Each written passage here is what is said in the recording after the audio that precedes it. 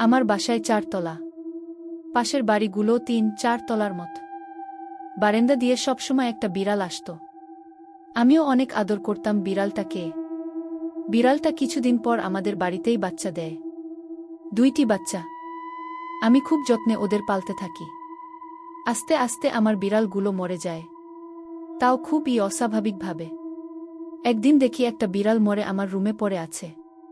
বিড়ালটির চোখ নেই এবং মাথা থেতলে গেছে। এতে খুব আঘাত পাই।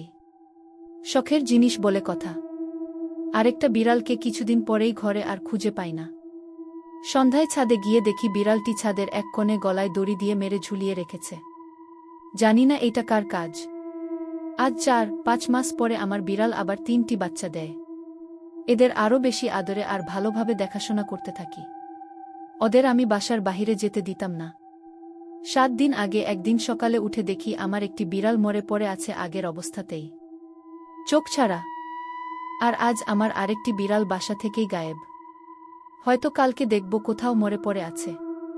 আমি বুঝতে পারি না এত নজরে রাখার পরেও কিভাবে এদের এত ক্ষতি হচ্ছে। আর একটা বিড়াল আছে, ওকে আমি আমার কাছে কিভাবে রাখব বুঝতে পারতেছি না। হয়তো আমার কাছে থাকলে এটিও মরে যাবে।